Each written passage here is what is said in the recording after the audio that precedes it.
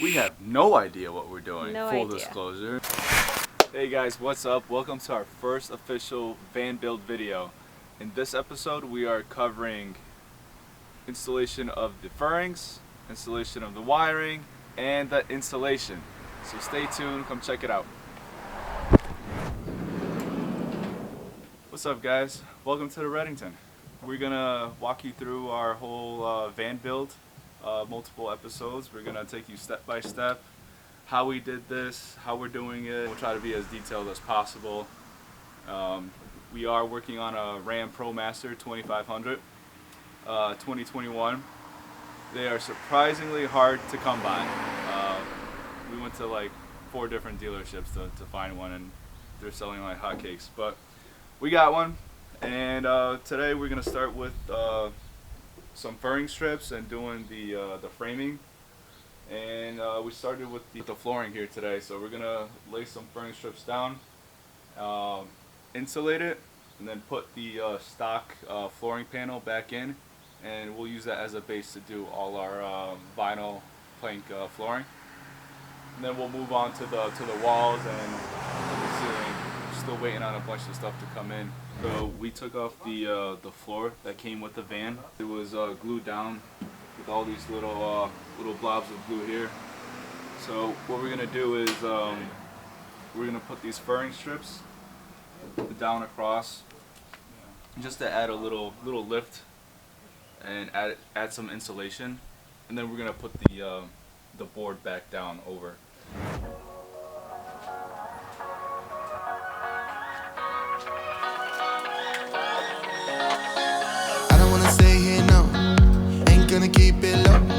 So before we put down nail down the furring strips, we're just gonna go through and find any places that has exposed metal, any scratches or anything. We're just gonna cover it with some Rust-Oleum to prevent rust in the future, and then we'll screw down our boards. What we were doing to frame out the base of the floor to get it ready for flooring and insulation is we cut a bunch of pieces, going through and just hitting them with a little construction glue, some Gorilla Glue, and then Dan is going over that with some screws just to secure it to the van.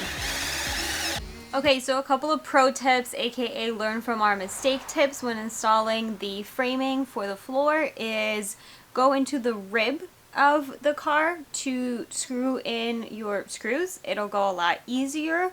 Otherwise you'll need a really long screw and it might wobble a little bit because there'll be a bit of a space between the floor and the wood, if that makes sense. I'll show you. Screw it in here into the ribs as opposed to here because there's a bit of a gap. Okay, and tip number 2 is we got these wood to metal self-drilling screws. They worked out really well. We got them at Home Depot, so recommend. We just started doing the insulation for the floors over here, and we're going with wool. We're going to do wool throughout the whole van, the ceiling, walls, floor, and the reason being is that it's eco-friendly. It regulates moisture. It's a fire retardant. It's all natural. You don't have any of those chemicals like formaldehydes and all this stuff in it. So all around it's a good insulation and has a high R value. And Natty's laying it down right now.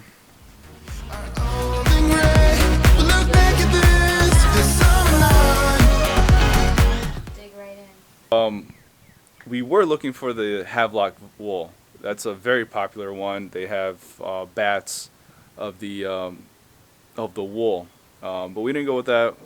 Thankfully, we found this other company called Wool Life, and they actually have a blown-in insulation, pretty thick. So we're just gonna lay it down on the floors, and once we get to the walls, we'll blow it in. That stuff is really nice, nice and soft, and comes in like this.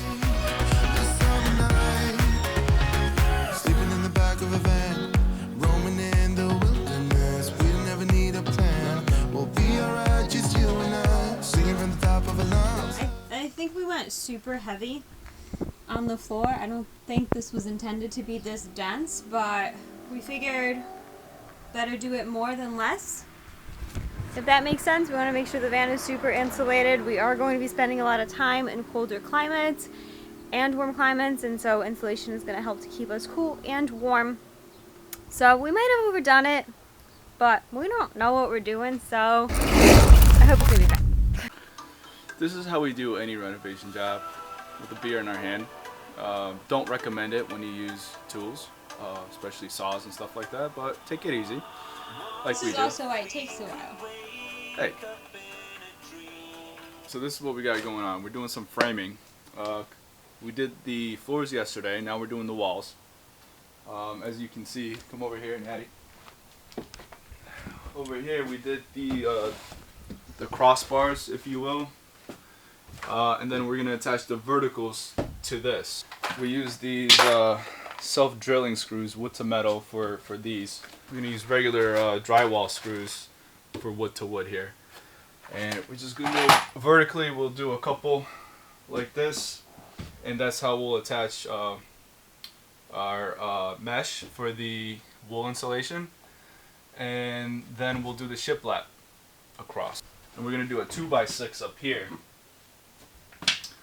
Like this, it fits perfectly, and then the this is not the piece, but it's gonna come up something like this, so it's gonna be pretty much perfect. I already cut a couple of these, but I marked them out. I think that we're doing 71 inches here. Already marked these out. Safety first. Gotta understand that we get one chance, one chance. You will never. 'Cause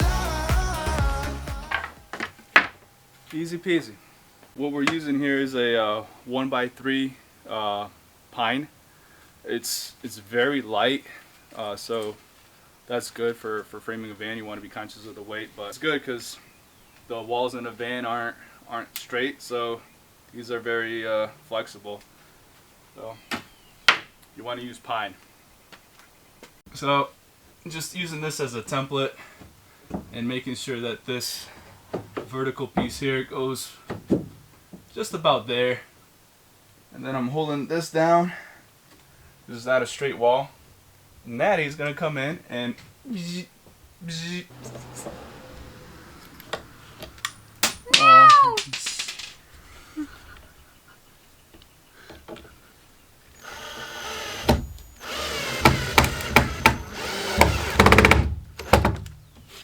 І що? Видиш? Як гарно. Good job, Natty. Okay, so you might be wondering why we're just using the 2x6 to measure out where we want the framing to line up, and the reason is we didn't order enough insulation, so we can't exactly insulate the cavities to then put the 2x6 up. So we're just kind of using it as a guide for now. We have more insulation coming in a couple of days, so when that happens, we'll fill in the cavities, put the 2x6 up, but we didn't want to hold up and wait 3 more days. This way to bring these out a little bit, so that when we do our walls, we have a nice straight section across here, because we trying to avoid this column here, and this column sticks out a bit. So here we have a nice flush wall all the way across. After you screw down your furrings to the wood, just give it a nice tug and see if anything needs to be tightened up. Have a little bit of movement, obviously, but that's typical. But you just want to make sure that you have a solid connection over here to your metal ribbing.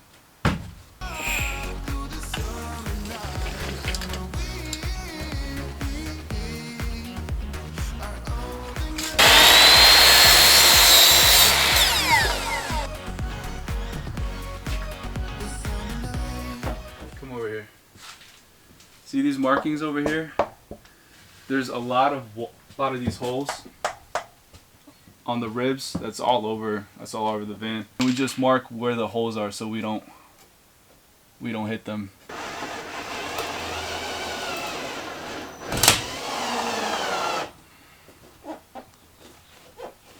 Okay, so things are moving right along here on Redington. We got some more framing done. We did the ceiling, finished off the walls. We're gonna probably do another Home Depot run to get some... You okay? Welcome back, guys. So as you can see, we have finished our framing for the van. We got the ceiling fairings up. We got our vertical studs in place. We double checked everything. Everything seems like it's not going anywhere. We are, as you can see, running wire through here before we do the insulation, just because it's going to be easier. Once you have the insulation in place, it's, you know, it's a lot harder, and we get to use all these like little cavities and stuff to run the wire. So before you do insulation, especially for us, because we're doing a blown in wool insulation, so we're just got all the wiring done. We got one more wire to run to the battery, and then we're ready for installation. We actually used 200 feet of cable in this van. I know that seems like a lot, but you need it. So just a basic breakdown. We're gonna have our electrical components over here, and our plumbing system over here. Our water tank, water heater, and water pump here. So from this side here, we're going to use two different types of cable. One for your AC outlets, your AC circuits, and that's going to be a 12-3 wire that we use here for 20 amp outlets. I figure it's easier just to stick with 20 amp outlet instead of a 15. Then you need a 14 gauge. So we just use a 12 gauge wire. We're going to use 3 outlets, one on this side, one on this side, and one for the water heater. I figure that's plenty for a van of this size. And then you use, for all the DC circuits, you're going to use a 16 gauge or a 14 gauge wire for your other components, such as your lights, your fan, your fridge, your switches, things that don't really need a lot of amps and a lot of power. So, and you want to use a marine grade wire, just because of the vibrations of the van. A typical Romex cable that you would use inside your house is stiffer, and all the vibrations from the van, it would harden and it would crack and break. So you definitely don't want that. Use a marine grade cable. It's super easy to work with. It's very flexible. And this is what our wiring looks like right now. And a good thing to do, label all your wires here. So if you have any questions about type of wire, the gauge, and things like that, let us know. Alright, so let's talk about what we're going to do for our van, as far as how we're going to charge our batteries, our battery bank. So we want to do 3 ways of charging: solar, shore power, where you could just plug in to any outlet, and from the battery / alternator. So right now what I'm going to do is I'm going to run this cable, these cables here, to the battery bank, to the car battery bank, all the way to our house batteries for the van that we're going to use over here. So it's going to be charging while we drive, and I think the route that we're going to go here is the battery to battery charger, because it's going to be better for the alternator. It's not going to make the alternator work that hard, and there's nothing worse than overworking your alternator and then all of a sudden you can't start your van. This is going to be a lot easier on the alternator. So we're just going to be charging direct battery to battery. There's going to be a Victron DC to DC charger, which we're going to connect to that, and from there to the battery bank. So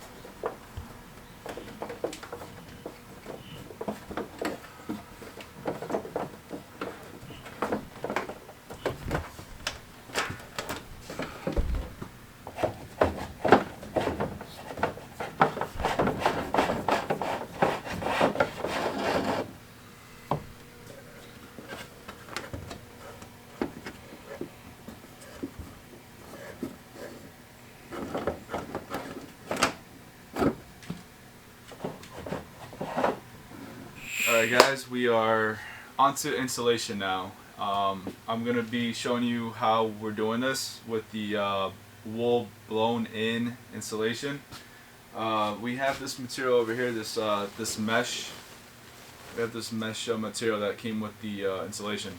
I'm going to be nailing it down to the, or screwing it into these studs so that it will hold the blown in insulation inside the wall. It's blown in, and we're going to use the a leaf blower to blow it in and use that just like they recommended by the company. And we tried it. I don't know if it's our leaf blower, but it was just a mess. Things were flying everywhere. We did the back door just to test it out, and it was all over the place. So we're just gonna go in and hand stuff the walls like we did some of the cavities, and we'll see how that goes. It's been working out well for us, so we're just gonna keep rolling with it.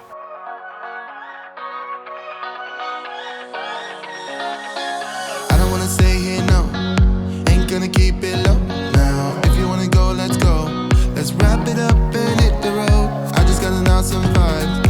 What you want to do is kind of break this up. You know, it's not supposed to be blown in, and when it goes through the fans of the blower, the leaf blower, it kind of chops it up into these fine pieces, and it's very very loose and very fluffy. But so here, not trying to make it too dense. Drive through the summer night, and when we are old and gray, we'll look back at this summer night. This summer night. Sleeping in the back of a van, roaming in the wilderness. We don't ever need a plan. We'll be alright, just you and I, singing from the top of our lungs, dancing by the lake. Alright, as you can see, the installation is up, so that completes the video. We are done insulating, and next step is going to be plumbing and electrical, so stay tuned for the next episode. Like this video if you like what you've seen and you found this stuff useful, and if you want to see more van build videos, subscribe to our channel.